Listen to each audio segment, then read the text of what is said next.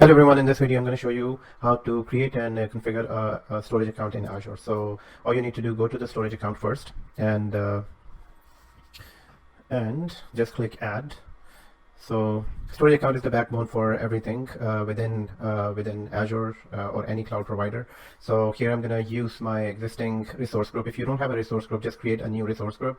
Make sure your all resources that will be connecting to the storage account are connected to are part of the same resource group. So here I'm going to name this storage account. So I'm going to name this demo storage account 001, and no capital letters are allowed. So here I'm going to just use small letters.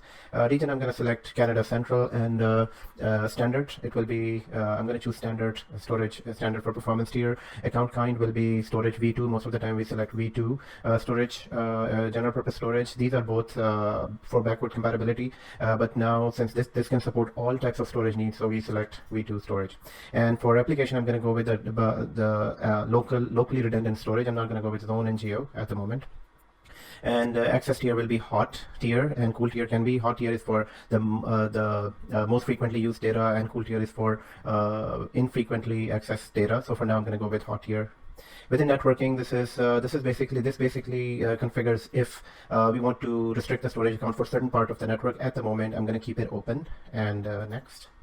Within data protection, I can turn on soft delete here and some other options, but I can do that later on once we are configuring storage account. So in the advance, we're going to leave everything as is because we don't need at the moment large file shares or data lake storage configuration.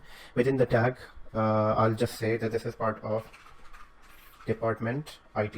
So this is a tag I'm going to use and create. So it will validate all of the configurations that we have, and validation succeeded. I can create the storage account now.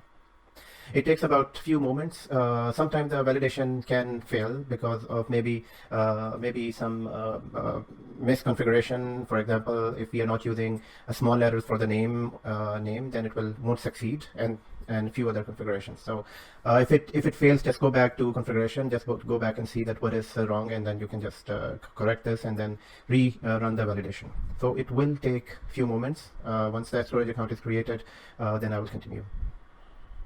So storage account is created now, and I can go to the resource storage account, and these are the properties that we once the storage account is created, here we can validate that it is part of the IT department resource group. It is standard type of account, hot tier.